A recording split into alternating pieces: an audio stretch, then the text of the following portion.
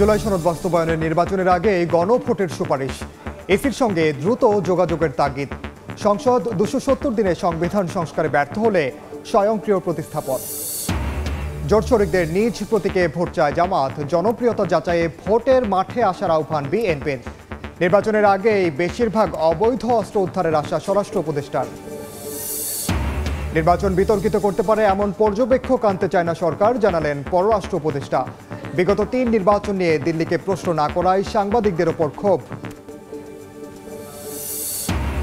City মেয়রের banner সরানো ঘিরে সংঘর্ষ, চট্টগ্রামে যুব দলের দুপক্ষের গোলাগুলিতে ছাত্রদল কর্মী নিহত। নড়াইলে প্রতিপক্ষের হামলায় স্বেচ্ছাসেবক দল নেতার মৃত্যু। এবং গাজীপুরের ইমামকে অপহরণের ঘটনা মিথ্যা, নিজেই দেন গা ঢাকা। বাসের টিকিট করে যান পঞ্চগড়, রহস্য উদ্ঘাটন পুলিশের, আদালতে স্বীকারোক্তিমূলক জবানবন্দি।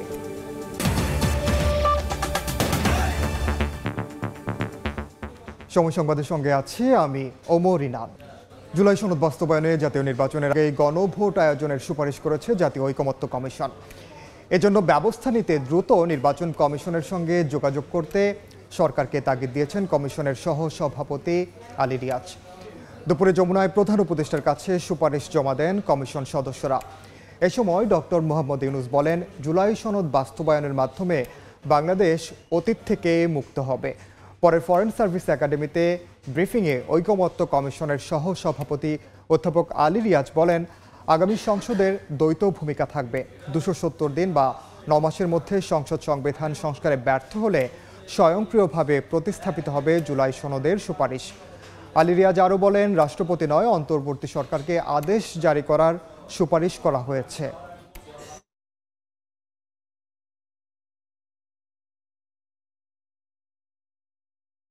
270 দিনের মধ্যে প্রয়োজনীয় সংশোধন, সংযোজন, পরিবর্তনের জন্য আমরা কনস্টিটিউয়েন্ট পাওয়ার হিসেবে জনগণের গাঠনিক ক্ষমতা যেন ব্যবহৃত হয়, সেজন্য এই পরিষদের প্রস্তাব করেছি। আমরা আশা করি যে এই প্রক্রিয়ার মধ্য দিয়ে তা অর্জন করা যাবে। বাস্তবায়নের প্রক্রিয়াটা যদি আমরা সঠিকভাবে পালন করতে পারি, কাজ এগিয়ে নিয়ে যেতে পারি, তাহলে বাংলাদেশ অতীত থেকে মুক্ত হয়ে যাবে। এটি হলো বিষয়। আমরা সেই অতীত থেকে মুক্ত হতে চাই, নতুনভাবে বাংলাদেশ গড়ার কাছে নিযুক্ত হতে চাই। সেটার পথ দেখাবে আমাদের এই সনদের বাস্তবায়ন কিভাবে হবে তার উপরে। জুলাই সনদ বাস্তবায়নের সুপারিশ নিয়ে ফরেন সার্ভিস একাডেমিতে ব্রিফিং চলছে, সরাসরি যাচ্ছে সেখানে। রাজনৈতিক দলগুলোর সঙ্গে আলাপ চালিয়ে যাবো বা সংলাপ চালিয়ে যাবো। আমরা কিন্তু জানতে পারি যে এনসিপি সহ যে ছোট রাজনৈতিক দলগুলো এখন পর্যন্ত স্বাক্ষর করেনি, সেটা আসলে কি অবস্থা, এবং চূড়ান্ত দিন পর্যন্ত তারা যদি স্বাক্ষর না করে তাহলে আসলে কি দাঁড়াবে? ধন্যবাদ। এনসিপি সহ যে রাজনৈতিক সংগঠনগুলো এখন পর্যন্ত স্বাক্ষর করেনি, তাদের সাথে আমাদের অনানুষ্ঠানিক যোগাযোগ অব্যাহত আছে। আমরা প্রকাশ্যে এবং অনানুষ্ঠানিক যোগাযোগে অনুরোধ করেছি তারা যেন স্বাক্ষর করে। তাদের সাথে, তাদের প্রতিনিধিদের সঙ্গে কথা হয়েছে। আপনারা এটাও জানেন যে 17 অক্টোবর স্বাক্ষর করেনি এমন একটি রাজনৈতিক দল গণফোরাম পরবর্তীতে এসে স্বাক্ষর করেছেন। এনসিপির ক্ষেত্রে এনসিপির সাথে আমাদের অনানুষ্ঠানিক যোগাযোগেরই এক পর্যায়ে সকলের উপস্থিতিতেই, প্রায় মিডিয়ার উপস্থিতিতে আলোচনা হয়েছে। এমনকি আমাদের সাথে গতকাল রাতেও আমাদের সাথে কথাবার্তা হয়েছে। এনসিপির পক্ষ থেকে যেগুলো বলা হয়েছিল তার মধ্যে একটা হচ্ছে যে বাস্তবায়ন প্রক্রিয়াটা জানলে তাদের পক্ষে সিদ্ধান্ত গ্রহণ সহজ হবে। এখন বাস্তবায়ন প্রক্রিয়া তো আমরা উপস্থাপন করলাম। আমি আশা করি যে তারা সেটা দেখবেন, বিবেচনা করবেন এবং স্বাক্ষর করবেন, কারণ আমরা চাই সকলের মধ্যে থাকুক। এনসিপির ক্ষেত্রে আমার অবস্থানটা, কমিশনের অবস্থানটা পুনর্বার বলা সুযোগ আছে বলে আমি নিচ্ছি। এই জুলাই জাতীয় সনদ প্রণয়নের ক্ষেত্রে এনসিপির সঙ্গে সংশ্লিষ্ট সকলের একটা বড় রকমের ভূমিকা আছে। বৈষম্য বিরোধী ছাত্র আন্দোলনের মধ্য দিয়েই যে এক দফার আন্দোলন তাই ফ্যাসিবাদী শাসনকে পরাস্ত করার ক্ষেত্রে সবচেয়ে বড় ভূমিকা পালন করেছে। তার সঙ্গে ছাত্র জনতা শ্রমিক যুক্ত হয়েছিল। ফলে এই জুলাই জাতীয় সনদের শুধু পটভূমি নয়, তার বিষয়গুলোর সাথে তাদের সংশ্লিষ্টতা আছে। দ্বিতীয় হচ্ছে পুরো প্রক্রিয়াটার সঙ্গে তারা ওতপ্রোতভাবে যুক্ত ছিলেন। প্রতিটি আলোচনায় উপস্থিত থেকেছেন, মত দিয়েছেন, লিখিত মতামত দিয়েছেন। ফলে তাদের অংশগ্রহণ আছে। এই সনদে তারা স্বাক্ষর না করলেও এই সনদে তাদের ভূমিকা আছে, এই সনদে তাদের স্টেক আছে, এই সনদ তৈরিতে তারাও অবদান রেখেছেন। ফলে আমরা আশা করি যে তারা তাদের স্বাক্ষর করবেন। তারা প্রক্রিয়ার বিষয়ে আমাদের সাথে দেখা করে জানতে চেয়েছিলেন। আমরা যেহেতু সকল রাজনৈতিক দলকে দিচ্ছি না, আপনারা দেখেছেন তারা বাইরে এসে বলেছেন যে আশাহত হয়েছে। আমরা আশা রাখছি, যোগাযোগ রাখছি, প্রত্যাশা করছি এবং মেয়াদ আরও 3 দিন। আজকে 28 তারিখ, অর্থাৎ 29, 30, 31 3 দিন আছে। তো যেমন 17 তারিখ স্বাক্ষরের আগে অনেকে আমাদেরকে বলছিলেন যে 17 তারিখে একদিন স্বাক্ষরের পরে বন্ধ হয়ে যাবে। আমরা বলেছি তা নয়, এটা একটা জাতীয় সনদ। আরও কারো ক্ষেত্রে 2-4 দিন সিদ্ধান্ত নিতে দেরি হতে পারে, কিছু দেখতে পারে। আমরা সেটা অব্যাহত রেখেছি। কমিশনের মেয়াদের মধ্যেই তারা স্বাক্ষর করবেন, সেটাই আমরা আশা করি। ওয়ান লাস্ট, তাই তো? আর একটা মাইক্রোফোন দিয়ে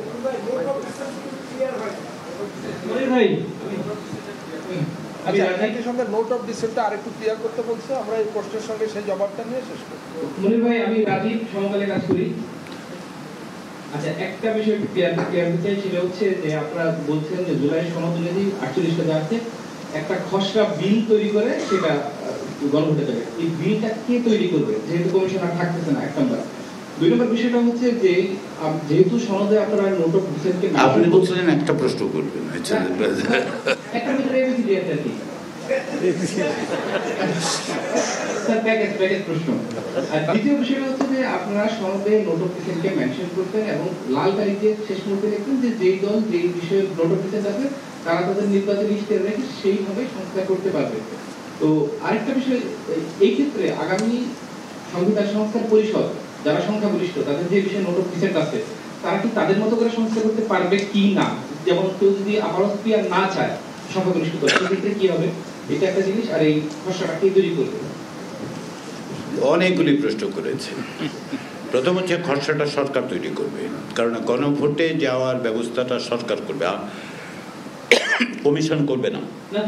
সরকার কিভাবে তৈরি করবে? কারণ আপনি তো ধরেন 1 নম্বর বিষয় বাংলাদেশের রাষ্ট্রভাষা বাংলা, অন্যান্য ভাষা স্বীকৃতি থাকবে।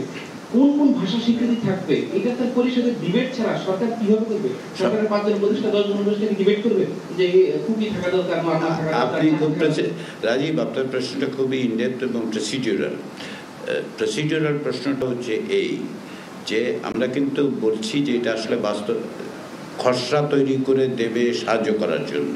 270 দিনের মধ্যে তারা আলাপ আলোচনা করে এগুলি প্রয়োজনীয় সংশোধন করবে। আরও একজন মহিউদ্দিন সম্ভবত প্রশ্ন করেছিলেন ল্যাঙ্গুয়েজে, তো যে আরও একজন প্রশ্ন করেছেন তারা কি চাইলেই অন্য কিছু লিখে ফেলতে পারবেন কিনা।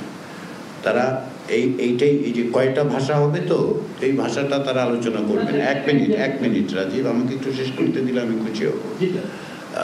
2 নম্বর বিষয় হচ্ছে নোট অফ ডিসেন্টের ক্ষেত্রে যেটা সনদ যখন তৈরি করা হয়েছে তখন যেই বাস্তবায়ন প্রক্রিয়া নিয়ে আলোচনা তো হয়নি।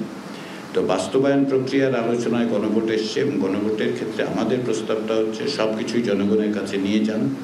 জনগণ যদি বলে তাহলে তারা সেই জনগণের রায় পাবার পরে রাজনৈতিক দল তার ভূমিকা নির্ধারণ করুক।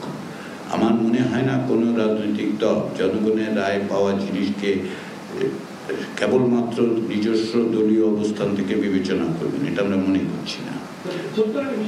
আপনারা পরিষদকে কনস্টিটিউশন পাওয়ার দিচ্ছেন থ্রু গণভোট, তো যার কনস্টিটিউশন পাওয়ার আছে সে কেন নিজের মতো করে করতে পারবে? সরাসরি যুক্ত ছিলাম রাজধানীর ফরেন সার্ভিস একাডেমিতে। ঐকমত্য কমিশনের ব্রিফিংয়ের বাকি অংশ দেখতে ভিজিট করুন সময় টিভির ফেসবুক পেজে। জুলাই সনদ বাস্তবায়নের আদেশে সই করতে হবে প্রধান উপদেষ্টাকে, রাষ্ট্রপতি সই করলে তা সংবিধানের সঙ্গে সাংঘর্ষিক হবে বলে মন্তব্য করেছেন এনসিপির আহ্বায়ক নাহিদ ইসলাম। দুপুরে রাজশাহী বিভাগের এনসিপির নেতা নির্বাচনী সাক্ষাৎকার অনুষ্ঠানের আগে সাংবাদিকদের তিনি কথা বলেন।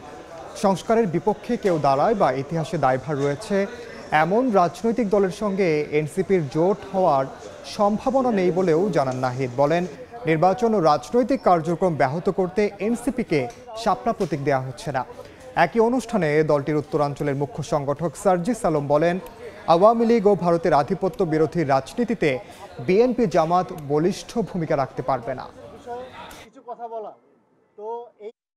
আওয়ামী লীগ প্রশ্নে এবং ভারতীয় আধিপত্যবাদ প্রশ্নে জামায়াত কিংবা বিএনপি এককভাবে আগামীর বাংলাদেশকে নেতৃত্ব দিতে পারবে না।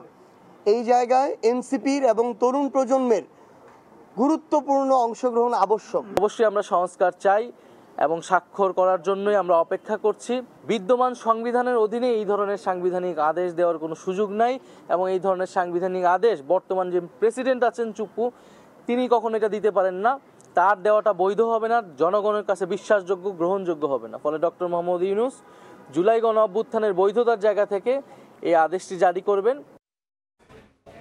অন্তর্বর্তী সরকারের ডানে বামে তাকানোর কোনো সুযোগ নেই, সোজা পথে থেকে ঘোষিত সময়ে নির্বাচন দিতে হবে। সকালে জাতীয় প্রেস ক্লাবের সামনে জাতীয়তাবাদী ওলামা দল আয়োজিত প্রতিবাদ সভায় একথা বলেছেন বিএনপি চেয়ারপারসনের উপদেষ্টা জয়নুল আবদিন ফারুক। এ সময় জামাতকে উদ্দেশ্য করে তিনি বলেন, দেশকে আর বিভ্রান্তির দিকে ঠেলে না দিয়ে জনপ্রিয়তা যাচাইয়ে ভোটের মাঠে আসতে হবে জামাতকে। তিনি জানান, নির্বাচন না দিয়ে ক্ষমতা আঁকড়ে ধরে রাখার চেষ্টা সফল হতে দিবে না জামাত নেতাকর্মীরা। জামাতকে বন্ধু হিসেবে থাকার আহ্বান জানিয়ে বিএনপির এই নেতা বলেন, রাজনৈতিক বিভেদ সৃষ্টি না করে কর্মসূচি নিয়ে মাঠে থাকুক তারা। সুষ্ঠু না হলে নির্বাচন বাতিলের দাবি জামাতের টালবাহানা বলেও মন্তব্য করেন জয়নুল আবদিন ফারুক।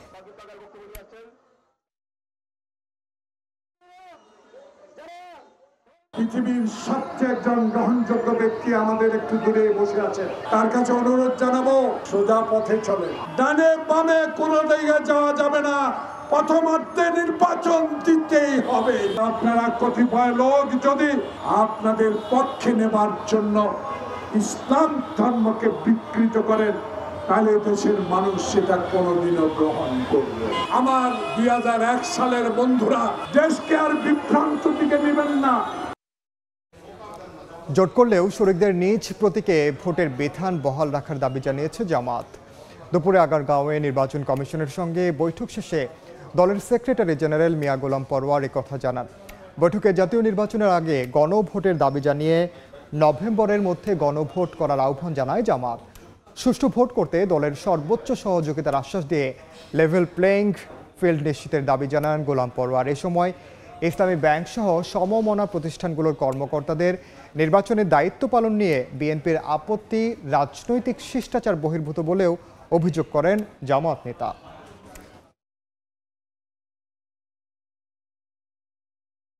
গণভোটকে জাতীয় নির্বাচনের আগে করতে হবে এবং সেটা আগামী নভেম্বরেই এই নির্বাচনটা সম্পন্ন করতে হবে।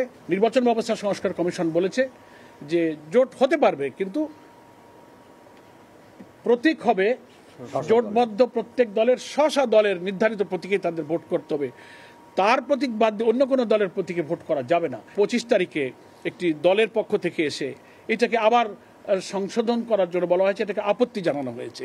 আমরা এটার উপর ঘোর আপত্তি দিয়েছি যে এটা কোনো ক্রমে সংশোধন করা যাবে না। নির্বাচনের আগে অধিকাংশ অবৈধ অস্ত্র উদ্ধার হবে বলে আশা প্রকাশ করেছেন স্বরাষ্ট্র উপদেষ্টা জাহাঙ্গীর আলম চৌধুরী। জানান, অবৈধ অস্ত্র উদ্ধার প্রতিনিয়তই চলছে। সকালে আনসার ও গ্রাম প্রতিরক্ষা ট্রাস্টের ট্রান্সপোর্ট সার্ভিসের উদ্বোধন অনুষ্ঠান শেষে স্বরাষ্ট্র উপদেষ্টা আরও বলেন, নির্বাচনের সময় সবচেয়ে বেশি মোতায়েন থাকবেন আনসার সদস্যরা। প্রতিটি কেন্দ্রে থাকবেন 13 সদস্য। এছাড়া এবারে প্রথম প্রিজাইডিং অফিসারের নিরাপত্তায় একজন আনসার সদস্য নিয়োজিত থাকবেন। নির্বাচন সুষ্ঠু করতে আনসার ব্যাটালিয়ন গুরুত্বপূর্ণ ভূমিকা পালন করবে বলে আশা প্রকাশ করেন স্বরাষ্ট্র উপদেষ্টা।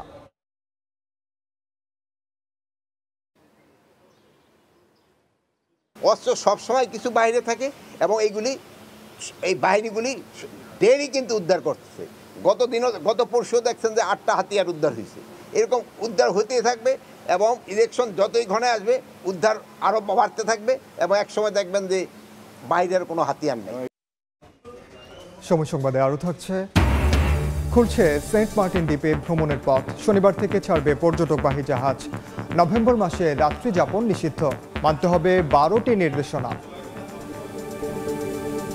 তত্ত্বাবধায়ক সরকার ব্যবস্থা ফিরলে কবে থেকে কার্যকর হবে তা নিয়ে ভিন্ন মত দিয়েছেন আইনজীবীরা। তবে আগামী সংসদ নির্বাচন অন্তর্বর্তী সরকারের অধীনেই হবে বলে জানিয়েছেন তারা। তত্ত্বাবধায়ক সরকার ফেরাতে চতুর্থ দিনের শুনানিতে ওঠে এসব প্রশ্ন। পরে শুনানি বুধবার পর্যন্ত মুলতবি করেন আপিল বিভাগ। তত্ত্বাবধায়ক সরকার ফেরাতে চূড়ান্ত শুনানি চলছে দেশের সর্বোচ্চ আদালতে। 4 দিনের শুনানিতে ঘুরে ফিরে এসেছে একই প্রশ্ন, তত্ত্বাবধায়ক সরকার ফিরলে তা কবে থেকে কার্যকর হবে।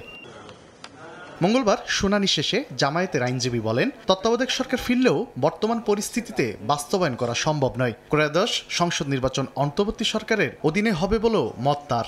আমাদের সংবিধানের পূর্ববর্তী আর্টিকেল 58 ক, খ, গ, ঘ যে সিচুয়েশনে এটাকে অ্যাপ্লাই করতে হয়, এই সিচুয়েশন বাংলাদেশে আপাতত নাই। এই নির্বাচন ত্রয়োদশ সংশোধনীতে উল্লেখিত যে তত্ত্বাবধায়ক সরকার ব্যবস্থা আছে, ওই ব্যবস্থায় হওয়ার কোনো সম্ভাবনা আমরা দেখছি না। আইনও এই বর্তমান সিস্টেমে অতীতের তত্ত্বাবধায়ক সরকার ব্যবস্থা কার্যকর করার কোনো আইনি প্রভিশন আপাতত বাংলাদেশে নেই। তবে তত্ত্বাবধায়ক সরকার ব্যবস্থা ফিরলেও সাংবিধানিক প্রশ্ন জড়িত থাকায় সেটি কবে থেকে কার্যকর হবে তা সর্বোচ্চ আদালতের উপর ছেড়ে দিয়েছেন আরেক আইনজীবী। হাইকোর্টে এই বিষয়টাই অলরেডি রায় হয়ে গেছে, সুতরাং হাইকোর্টের বিষয়টা আমরা অ্যাপিলেট ডিভিশনে গিয়েছি, আপিল পেন্ডিং আছে। ওই অ্যাপিলেট ডিভিশন ফাইনালি জাজমেন্ট দিয়ে বলে দিবে, আমরা আশা করতেছি বলে দিবে যে হাইকোর্টের রায়টা বহাল আছে। হাইকোর্টের রায়ের যে নন পার্টি ক্যাটাগরি গভর্নমেন্টের বিষয়টা রেস্টোর করা আছে, সেই অনুপাতেই বর্তমান ইন্টারিম গভর্নমেন্টের দ্বারাই ইলেকশন হবে। 2011 সালে সংখ্যাগরিষ্ঠ মতামতের ভিত্তিতে তত্ত্বাবধায়ক সরকার বাতিল করে রায় দেন সাবেক প্রধান বিচারপতি ABM খায়রুল হকের নেতৃত্বাধীন আপিল বিভাগ। রাজনৈতিক পট পরিবর্তনের পর রায় পুনর্বিবেচনা চেয়ে আবেদন ও আপিল করে বদিউল আলম মজুমদার সহ 5 জন, বিএনপির মহাসচিব মির্জা ফখরুল ইসলাম আলমগীর ও জামায়াতের সেক্রেটারি জেনারেল গোলাম পরোয়ার। তানভীর হাসান মেঘ, সময় সংবাদ, ঢাকা। সিটি মেয়রের ব্যানার সরানোকে ঘিরে সংঘর্ষে চট্টগ্রামে যুবদলের দুপক্ষের গোলাগুলিতে এক ছাত্রদল কর্মী নিহত হয়েছেন। তবে সিটি মেয়রের দাবি হামলাকারীরা আওয়ামী লীগ ও যুবলীগের সঙ্গে জড়িত। এদিকে নড়াইলে প্রতিপক্ষের হামলায় স্বেচ্ছাসেবক দলের নেতার মৃত্যু হয়েছে।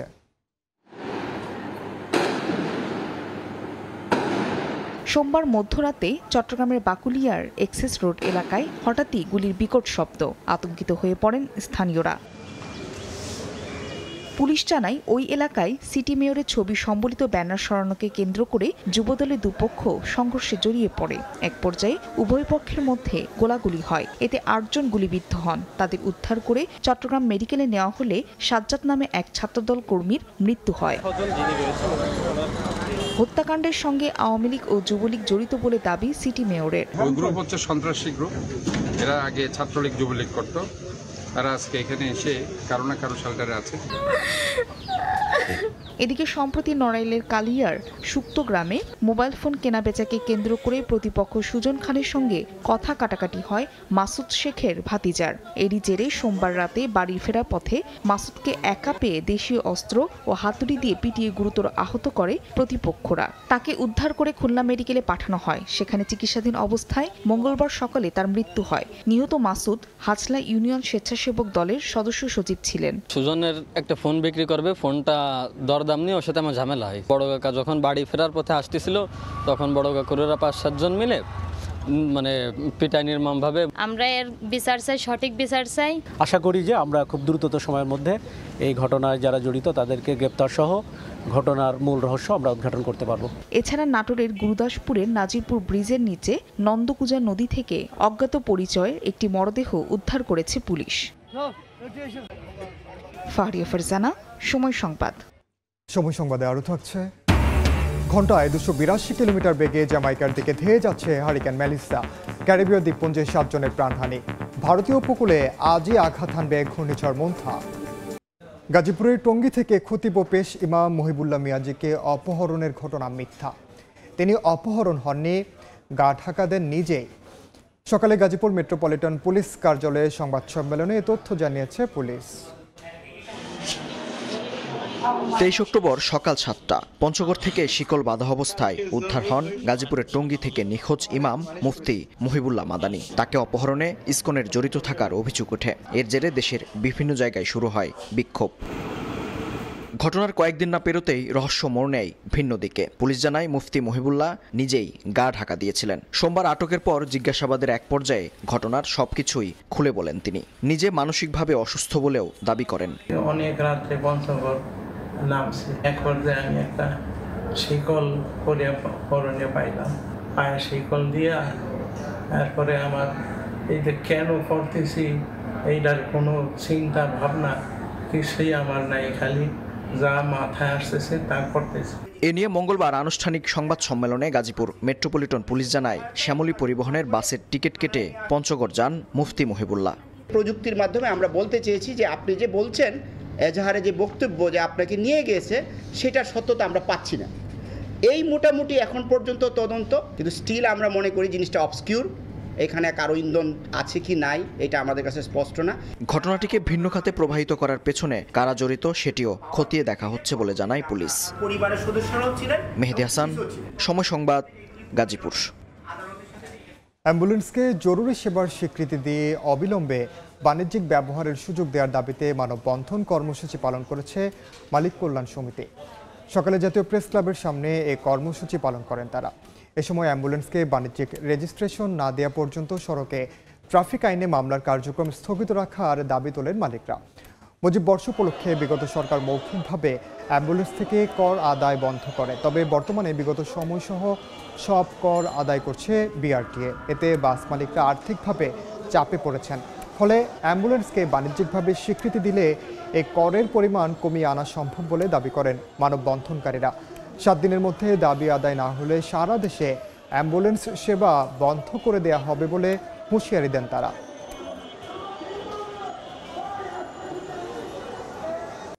দীর্ঘ বিরতির পর আবারও খুলছে সেন্ট মার্টিন দ্বীপ। 1 নভেম্বর থেকে কক্সবাজার শহরের নুনিয়াছড়া ঘাট থেকে শুরু হবে পর্যটকবাহী জাহাজ চলাচল। তবে নভেম্বর মাসে শুধু দিনের বেলায় ভ্রমণ করা যাবে, রাত্রি যাপন নিষিদ্ধ। আর দ্বীপের পরিবেশ সুরক্ষায় পর্যটকদের মানতে হবে 12টি নির্দেশনা। মোহাম্মদ ফরাজের ক্যামেরায় বিস্তারিত জানাচ্ছেন সুজাউদ্দিন রুবেল। দীর্ঘ অপেক্ষার পর আবারও খুলছে সেন্ট মার্টিন দ্বীপে ভ্রমণের পথ। 1 নভেম্বর থেকে কক্সবাজার শহরের নুনিয়াছড়া ঘাট থেকে সেন্ট মার্টিনের উদ্দেশ্যে চলাচল করবে পর্যটকবাহী জাহাজ। তবে নভেম্বর মাসে পর্যটকরা শুধু দিনের বেলায় ভ্রমণ করতে পারবেন, রাত্রি যাপন সম্পূর্ণ নিষিদ্ধ। ডিসেম্বর ও জানুয়ারিতে প্রতিদিনই গড়ে 2000 পর্যটক সেন্ট মার্টিনে রাত্রি যাপনের সুযোগ পাবেন। আর ফেব্রুয়ারি মাসে দ্বীপে পর্যটক যাতায়াত সম্পূর্ণভাবে বন্ধ থাকবে। তবে ভ্রমণে পর্যটকদের মানতে হবে 12টি নির্দেশনা। এমন সিদ্ধান্তে পর্যটন ব্যবসায়ীরা বলছেন, সেন্ট মার্টিন নিয়ে ছিনিমিনি খেলা খুবই দুঃখজনক। সঠিক পরিকল্পনা না থাকলে এই শিল্প বড় ক্ষতির মুখে পড়বে। 6 এবং 9 ঘন্টা লাগে প্রায় প্রতিটি জাহাজ। এই জাহাজগুলা কক্সবাজার থেকে দিনে গিয়ে দিনে আসা কিভাবে সম্ভব? পর্যটকরা এত টাকা খরচ করে এত দূরত্ব ঝুঁকি নিয়ে সেন্ট মার্টিনে গিয়ে 2 ঘন্টার জন্য কেন তারা সেন্ট মার্টিনে যাবে? এটা আরও সুবিবেচনা করা দরকার। আইনগত বিধিনিষেধের কারণে উখিয়ার ইনানি সৈকত থেকে জাহাজ ছাড়ার অনুমতি নেই। তাই কক্সবাজার শহরের নুনিয়াছড়া ঘাট থেকেই সেন্ট মার্টিনে যাবে পর্যটকবাহী জাহাজ। এরই মধ্যে 2টি জাহাজের অনুমতি দেওয়া হয়েছে জানিয়েছেন জেলা প্রশাসক। ওখানে পর্যটকদের অবস্থান নিরাপত্তা নিশ্চিত করার জন্য আমরা জেলা প্রশাসন থেকে আইন শৃঙ্খলা রক্ষাকারী বাহিনীর সকল ধরনের পদক্ষেপ গ্রহণ করব। পরিবেশ অধিদপ্তর বলছে, দ্বীপের পরিবেশ সুরক্ষায় সেন্ট মার্টিন ভ্রমণে পর্যটকদের নির্দেশনাগুলো কঠোরভাবে মানতে হবে। আমরা পরিবেশ অধিদপ্তর থেকে প্রথমবার সিঙ্গেল ইউজ প্লাস্টিক নিয়ে দেখে উঠতে না পারে সেই সময় আমরা নজরদারি করছি এবং আমরা প্লাস্টিক নিয়ে তাদেরকে আমরা কাপড়ের ব্যাগ দিচ্ছি। পর্যটন ও পরিবেশের ভারসাম্য রক্ষায় এখন সবচেয়ে বড় চ্যালেঞ্জ। তবেই টিকে থাকবে সেন্ট মার্টিন দ্বীপ, বলছেন সংশ্লিষ্টরা। সুজাউদ্দিন রুবেল, সময় সংবাদ, কক্সবাজার।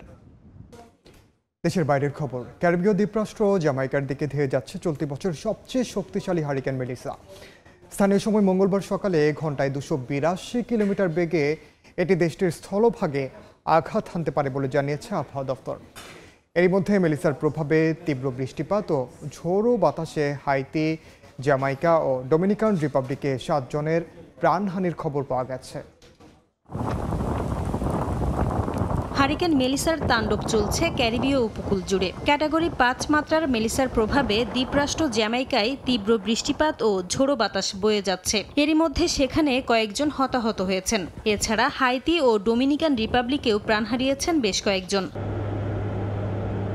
হারিকেন মেলিসা স্থানীয় সময় মঙ্গলবার সকালে জ্যামাইকার স্থলভাগে আঘাত হানতে পারে বলে জানিয়েছে দেশটির আবহাওয়া দপ্তর।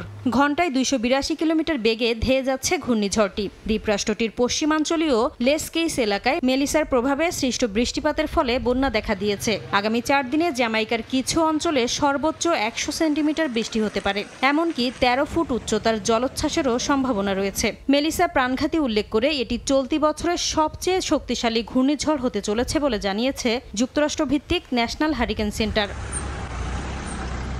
সরকারের নির্দেশে ঝুঁকিপূর্ণ এলাকার বাসিন্দাদের নিরাপদ স্থানে সরিয়ে নিচ্ছে জরুরি উদ্ধারকারী দল। এরই মধ্যে দক্ষিণ উপদ্বীপে বিমান চলাচল স্থগিত করেছে কর্তৃপক্ষ। বন্ধ রাখা হয়েছে নৌ চলাচলও। মেলিসার আঘাতে ব্যাপক ক্ষয়ক্ষতির আশঙ্কা করছেন দেশটির প্রধানমন্ত্রী। এরই মধ্যে মেলিসার প্রভাবে হাইতি ও ডোমিনিকান রিপাবলিকে ভারী বৃষ্টিপাত অব্যাহত রয়েছে। বুধবার কিউবা অতিক্রম করবে হারিকেনটি। দেশটিতেও ক্ষয়ক্ষতির আশঙ্কা করছেন অনেকে। নাসরিন রুমি, সময় সংবাদ। বঙ্গোপসাগরে সৃষ্ট ঘূর্ণিঝড় মোন্থা ভারতীয় উপকূলের দিকে ধেয়ে যাচ্ছে। দেশটির কেন্দ্রীয় আবহাওয়া দপ্তরের তথ্য অনুসারে ঘন্টায় 17 কিলোমিটার গতিতে স্থলভাগের দিকে এগোচ্ছে মোন্থা। মঙ্গলবার সন্ধ্যায় ভারতের দক্ষিণাঞ্চলের রাজ্য অন্ধ্রপ্রদেশে আছড়ে পড়বে ঝড়টি। এ সময় ওই অঞ্চলে বাতাসের সর্বোচ্চ গতি থাকবে ঘন্টায় 90 থেকে 100 কিলোমিটার।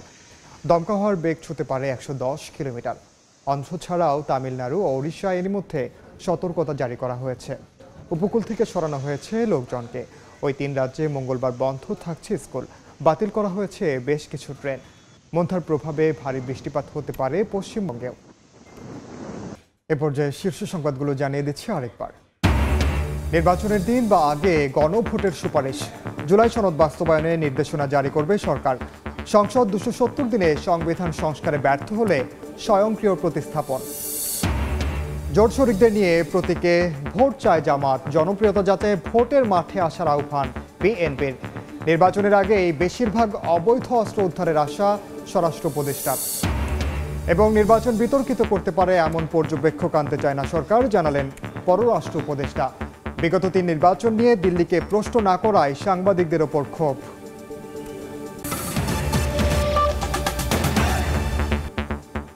এ ছিল বিকেল 3টার সময় সংবাদে।